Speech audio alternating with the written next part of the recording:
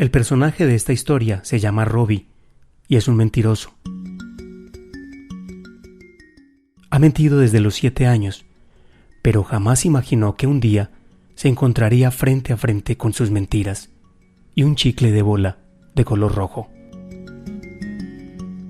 Soy Juan Alberto Gómez y hoy en Voces y Caminos te traigo este cuento del escritor israelí Edgar Keret. Bienvenida, bienvenido.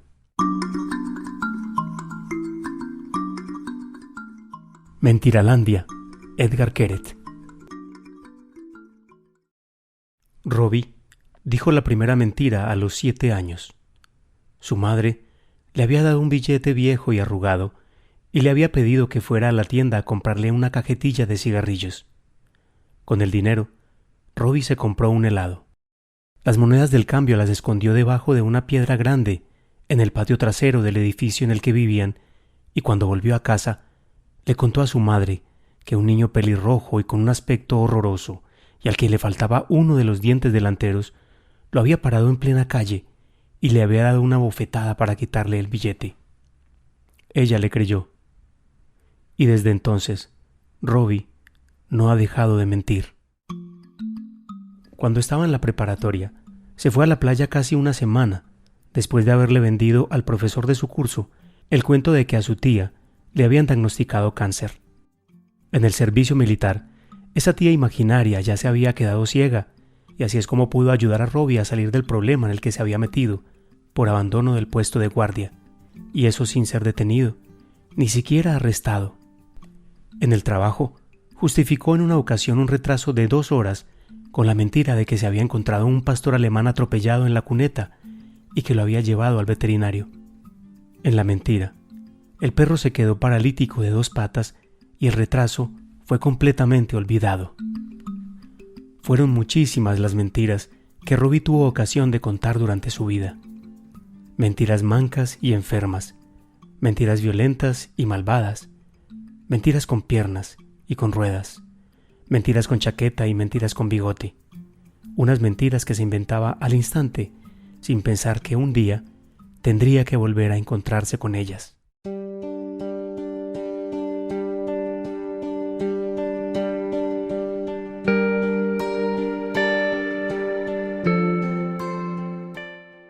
Todo empezó en un sueño corto y muy poco claro sobre su madre muerta. En el sueño estaban sentados los dos en una esterilla en medio de una plataforma blanca, sin más detalles, una extensión blanca que parecía no tener principio ni fin. A su lado, en la infinita plataforma blanca, había una máquina expendedora de chicles, de las antiguas, con la parte de arriba transparente y una rendija por la que se echaba la moneda. Si se giraba una palanca, le salía a uno un chicle de bola. En el sueño, la madre de Robbie le dijo que empezaba a fastidiarle eso de estar en el otro mundo, porque aunque la gente ahí era muy buena, no había cigarrillos. No es solo que no haya cigarrillos, sino que encima no hay café, ni existe la emisora que me gusta, Reshet Bet. No hay nada de nada. Tienes que ayudarme, Robbie. Tienes que comprarme un chicle. Recuerda que yo te crié, hijo mío. Durante un montón de años te di todo sin pedir nada a cambio. Y ahora ha llegado el momento de recompensar un poquito a tu anciana madre. Cómprame una bola de chicle, de ser posible, roja. Aunque si te sale una azul, tampoco pasa nada. En el sueño, Robbie rebuscó una moneda en los bolsillos, pero no encontró ninguna. No tengo dinero, mamá, le dijo, bañado en lágrimas. No tengo ni un centavo. He buscado bien en todos mis bolsillos.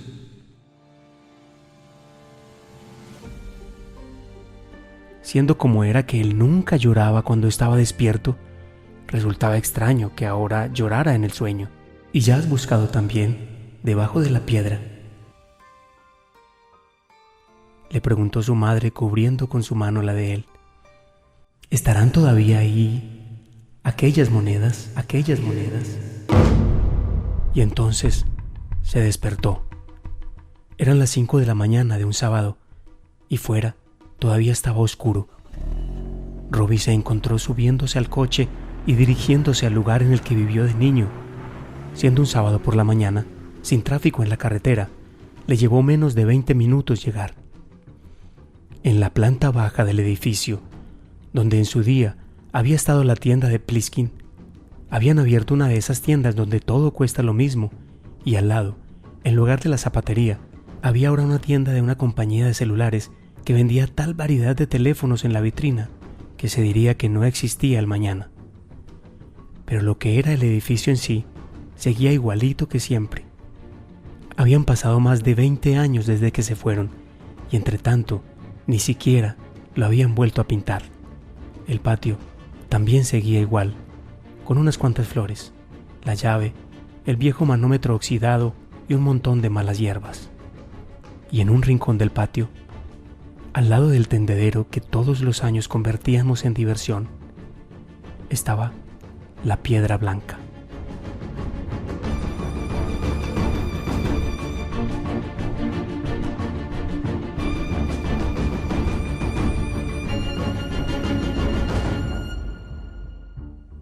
Se quedó de pie, en el patio trasero de la casa en la que se crió, con la chaqueta militar, una linterna de plástico grande y sintiéndose muy raro.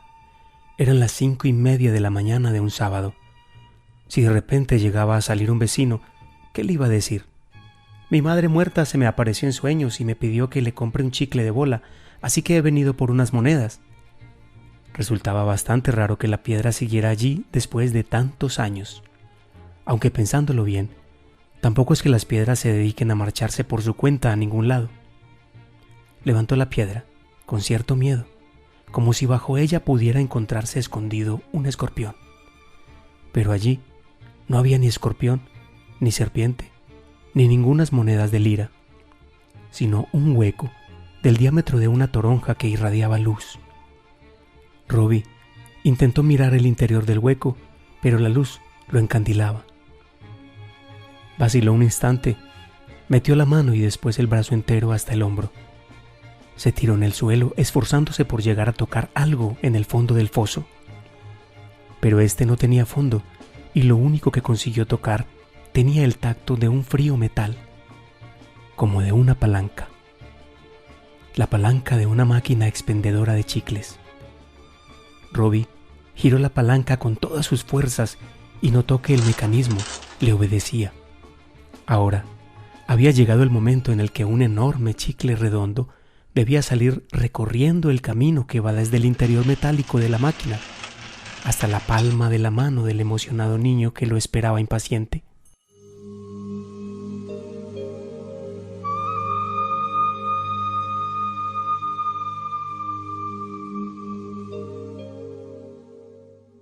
Era el momento en que todo eso debía suceder, pero no sucedió, porque en el momento en el que Robbie terminó de girar la palanca, apareció aquí.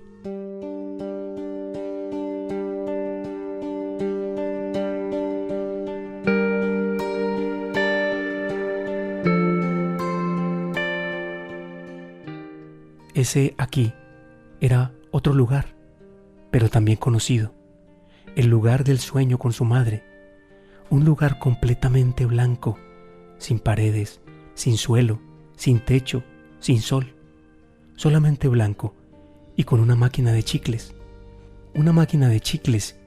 y un niño pelirrojo, bajito y feo, al que Robbie no vio en un primer momento, y antes de que Robbie le hubiera dado tiempo de sonreírle o de decirle algo, el pelirrojo le dio una patada en la pierna con todas sus fuerzas, haciéndolo caer de rodillas.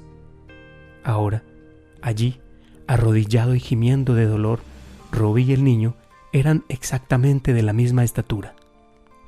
El pelirrojo miró a Robbie a los ojos, y a pesar de que Robbie sabía muy bien que nunca antes se habían visto, aquel niño le resultaba familiar. ¿Quién eres?, le preguntó al niño pelirrojo que tenía delante, jadeando. «Yo», le respondió el niño, con una perversa sonrisa que dejó al descubierto que le faltaba uno de los dientes delanteros. «Soy tu primera mentira». Robbie intentó levantarse. La pierna en la que el pelirrojo le había dado la patada le dolía a rabiar. El pelirrojo, entre tanto, hacía ya rato que había salido huyendo de allí. Robbie examinó de cerca la máquina expendedora de chicles. Entre las bolas de chicle se escondían unas bolas de plástico medio transparentes, con sorpresa dentro.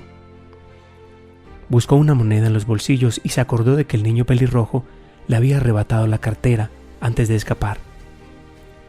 Robbie se puso a cojear sin rumbo fijo. Como en la plataforma blanca no había ningún punto de referencia que no fuera la máquina de chicles, lo único que podía hacer era intentar alejarse de ella. Cada pocos pasos volvía la cabeza para comprobar que realmente la máquina se iba haciendo cada vez más pequeña. Y una de las veces que miró hacia atrás, vio un pastor alemán y a su lado un hombre viejo y delgado con un ojo de cristal y las dos manos amputadas. Al perro lo reconoció enseguida, por cómo avanzaba medio reptando, ya que las patas delanteras arrastraban tras de sí, con gran esfuerzo, la parte de atrás del cuerpo, la paralizada. Aquel era el perro atropellado de la mentira. Y el perro, jadeando por el esfuerzo y muy nervioso, estaba muy contento de verlo. Le lamió la mano a Robbie mientras lo miraba fijamente. Al hombre flaco no conseguía identificarlo. El anciano le tendió el gancho que llevaba montado sobre el muñón derecho para estrecharle la mano. «Robbie», dijo este con una inclinación de cabeza. «Igor». Se presentó el anciano palmeándole la espalda a Robbie con uno de los ganchos. «¿Nos conocemos?», le preguntó Robbie tras unos segundos de vacilante silencio. «No», respondió Igor levantando la correa con uno de los ganchos. «Estoy aquí por él. Te ha olido a varios kilómetros de distancia y se ha puesto muy nervioso. Ha querido que viniéramos». «Entonces usted y yo no tenemos nada que ver», dijo Robbie con cierto alivio. «Tú y yo, en absoluto. Yo soy la mentira de otra persona». A Robbie le habría encantado preguntarle de quién era la mentira, pero no estaba muy seguro de que resultara educado hacerlo. En realidad, quería preguntarle también qué lugar era aquel, y si había allí mucha más gente, o más mentiras, o como quiera que se llamaran a sí mismos, pero temía que esa pregunta resultara también demasiado delicada. Así que en lugar de hablar, se limitó a acariciar el perro cojo de Igor. El perro era muy cariñoso, parecía muy contento de ver a Robbie, y éste se compadeció de él, y se sintió culpable por no haber inventado una mentira menos trágica y dolorosa. «¿La máquina de chicles?», le preguntó a Igor tras unos minutos. «¿Con qué monedas funciona?». «Con liras», le dijo el anciano. «Antes estuvo aquí un niño y me robó la cartera, pero aunque no lo hubiera hecho, no llevaba liras en ella. Un niño al que le falta un diente. Ese pájaro roba a todo el mundo, hasta las croquetas del perro. Nosotros en Rusia, un niño como ese, lo sacaríamos en camiseta y calzones a la nieve, y no lo dejaríamos volver a entrar en casa hasta que no tuviera todo el cuerpo bien azul». Igor se señaló con uno de los ganchos el bolsillo trasero del pantalón. «Hay unas cuantas liras, tómalas. Es un regalo que te hago». Robbie, confuso, sacó una lira del bolsillo de Igor y tras darle las gracias, intentó ofrecerle a cambio su reloj Swatch. «Gracias, pero ¿para qué necesito yo un reloj de plástico? Además, nunca tengo prisa por llegar a ningún sitio». Y al ver que Robbie buscaba otra cosa para darle en vez del reloj, se apresuró a tranquilizarlo. «Pero si el que está en deuda contigo soy yo. Si no fuera por tu mentira del perro, ahora me vería aquí completamente solo. De manera que ya estamos en paz». Robbie se fue cojeando muy deprisa en dirección a la máquina de chicles. La patada del niño pelirrojo le seguía doliendo, pero menos. Echó la lira en la máquina, aspiró profundamente, cerró los ojos y giró la palanca con rapidez.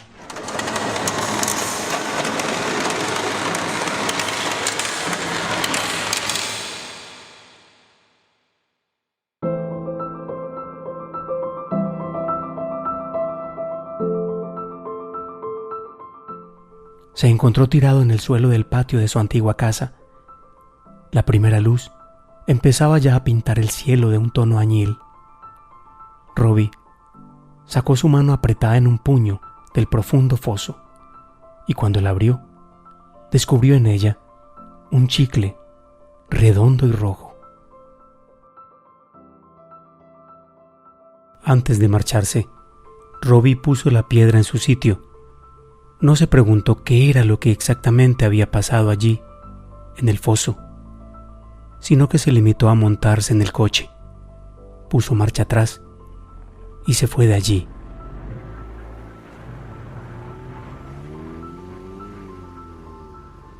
El chicle rojo lo metió debajo de la almohada para su madre, por si volvía en sueños. Durante los primeros días, Robbie todavía pensó mucho en aquello, en el perro, en Igor y en sus demás mentiras, con las que por suerte no se había encontrado, porque estaba aquella extraña mentira que una vez le había dicho a Ruthie, su novia anterior, cuando no había podido ir a la cena del viernes a casa de sus padres, y le dijo que su sobrina, que vivía en Netanya, tenía un marido muy violento, que la amenazaba con matarla y que por eso había tenido que ir allí a calmar los ánimos. Hasta hoy, no entendía cómo había sido capaz de inventar una historia tan demencial como esa. Quizá fuera porque creía que cuanto más complicada y retorcida fuera la excusa, Ruthie más se la creería. Hay personas que cuando no van a cenar a la casa a la que están invitados el viernes por la noche, se limitan a decir que les duele la cabeza, mientras que por culpa de esa mentira que él había inventado, ahora vivirían no lejos de allí, en una especie de foso bajo tierra, un marido loco y una mujer maltratada. Robbie no regresó al foso, pero algo de aquel lugar seguía dentro de él.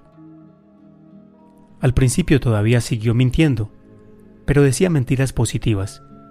Nada de pegar palizas ni de personas que cojeaban o que tenían cáncer. Llegaba tarde al trabajo porque había tenido que ir a regar las plantas de la casa de una tía suya que se había ido a visitar a su maravilloso hijo a Japón. No había podido asistir a alguna fiesta porque una gata había parido en su puerta y él se había tenido que ocupar de los gatitos. Y cosas por el estilo. Pero el problema con todas estas mentiras positivas era que resultaba mucho más difícil inventarlas, por lo menos las que sonaban creíbles, porque cuando uno le cuenta a alguien algo malo, enseguida se lo traga y le parece de lo más normal, mientras que cuando te inventas cosas buenas, la gente tiende a sospechar. Así que poco a poco, Robbie se encontró con que cada vez mentía menos, sobre todo por pereza, y con el tiempo, también fue pensando cada vez menos en aquel lugar, en el foso. Hasta la mañana en la que oyó en el pasillo a Natasha, la de la sección de presupuestos, hablando con el jefe de su departamento. Le estaba pidiendo que le diera urgentemente un permiso de unos pocos días porque su tío, Igor, había sufrido un infarto. Un pobre viudo con muy mala suerte que había perdido las dos manos en un accidente de tráfico en Rusia y que ahora se encontraba completamente solo y desamparado. El jefe le dio el permiso y Natasha se fue a su despacho. Tomó su bolsa y salió del edificio.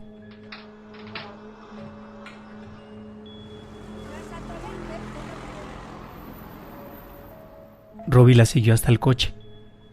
Cuando Natasha se paró para sacar las llaves del bolso, él también se detuvo y ella se volvió hacia él. «¿Trabajas en compras?», le dijo.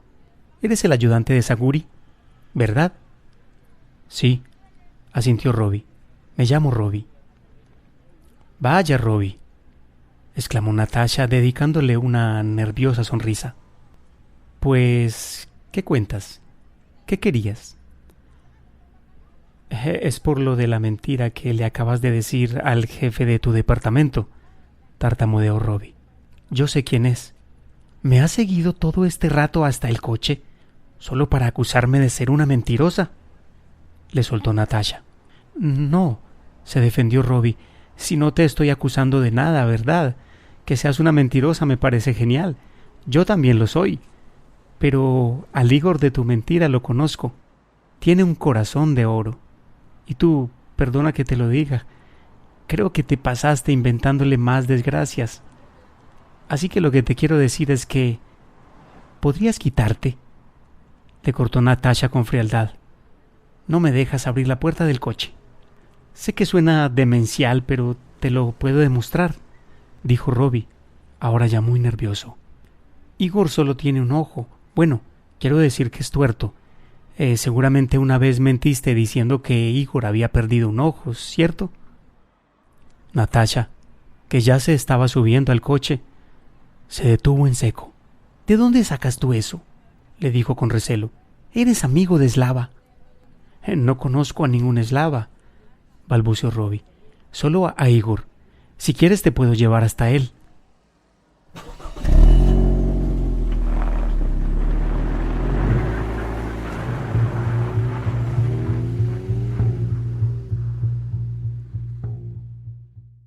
Estaban en el patio trasero del edificio.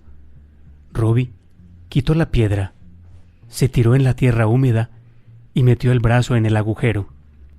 Natasha estaba allí, de pie, a su lado. Él tendió la mano libre y dijo: «Agárrate fuerte». Natasha miró a aquel hombre tendido allí a sus pies, de unos 30 y pico, guapo, vestido con una camisa blanca, limpia y muy bien planchada, que ahora, en realidad, estaba menos limpia y muchísimo menos planchada, con un brazo metido en un agujero y la mejilla pegada al suelo. «Agárrate fuerte», repitió Robbie, mientras ella no hacía más que preguntarse a sí misma que cómo era posible que siempre se las arreglara para dar con tarados como este. Cuando él había empezado con sus tonterías junto al coche, Natasha había creído que quizás solo se tratara de una clase de humor algo especial o de alguna estúpida broma típica israelí para un programa de cámara escondida. Pero ahora se daba cuenta de que aquel chico, de mirada tierna y azorada sonrisa, estaba de psiquiatra. Sus dedos se aferraron con fuerza a los de ella. Se quedaron así, completamente quietos por un momento. Él, tirado en el suelo, y ella de pie, un poco encorvada y mirándolo confundida. «Muy bien», susurró Natasha muy bajito y con un tono casi de terapeuta. «Ya estamos agarraditos de la mano. ¿Y ahora qué?». «Pues ahora voy a girar la palanca», dijo Robbie.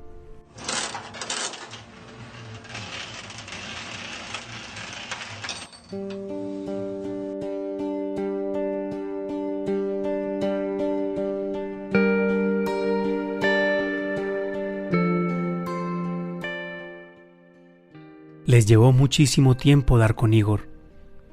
Primero se encontraron con una mentira peluda y jorobada, por lo visto la mentira de un argentino que no hablaba ni una palabra de hebreo, y después con otra mentira de Natasha, un policía religioso de lo más pesado que estaba empeñado en seguirlos para que le mostrara la documentación y que encima ni siquiera había oído hablar de Igor. La que terminó por ayudarlos fue la sobrina maltratada de Robbie, la de Netanya. Se la encontraron dando de comer a los cachorritos de la gata de la última mentira que él había dicho. La tal sobrina hacía ya unos días que no veía a Igor, pero sabía dónde podrían encontrar al perro. Y cuando terminó de lamerle las manos y la cara a Robbie, pareció encantado de guiarlos hasta la cama de su amo.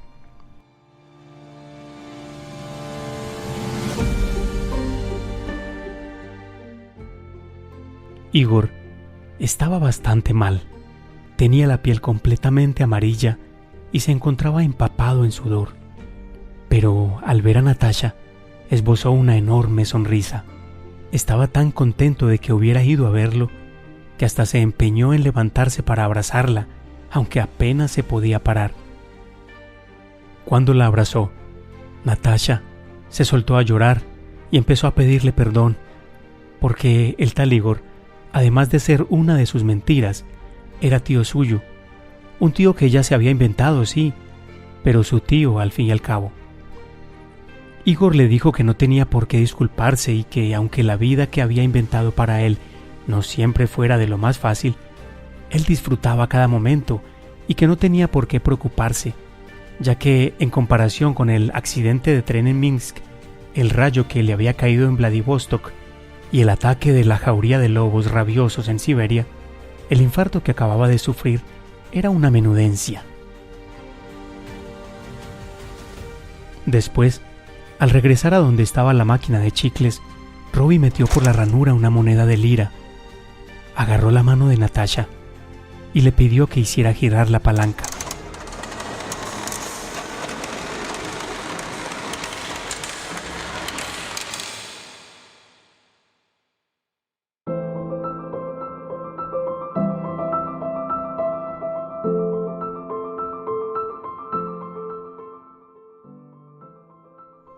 Cuando estuvieron de nuevo en el patio del edificio, Natasha vio que tenía en la palma de la mano una bolsa de plástico con una sorpresa adentro, un feísimo colgante de plástico amarillo con forma de corazón. «¿Sabes?», le dijo a Robbie, «esta tarde tenía que marcharme al Sinaí con una amiga para pasar unos días, pero creo que lo voy a cancelar y mañana volveré aquí para cuidar de Igor. ¿Quieres venir conmigo?». Robbie asintió. Sabía que para poder ir con ella mañana tendría que decir alguna mentira en la oficina, y aunque todavía no había planeado exactamente cuál, ya sabía que se trataría de una mentira alegre y que tendría mucha luz, flores, sol y quién sabe, puede que hasta unos bebés sonrientes.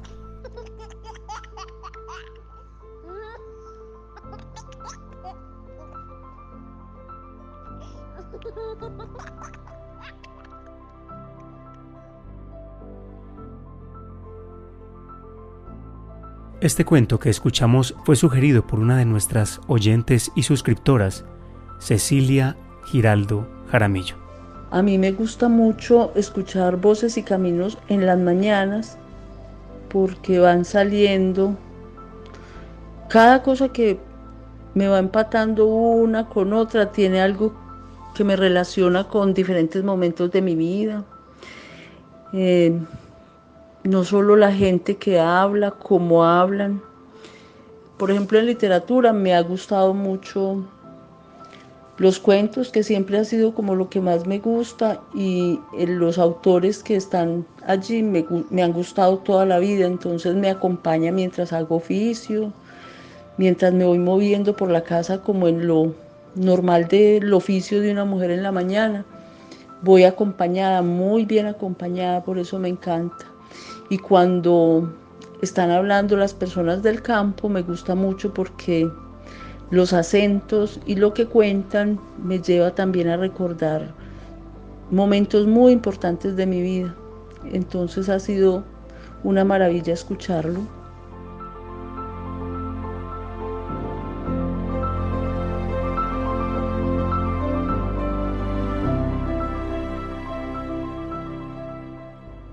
Voces y Caminos, historias de vida, memoria y territorio.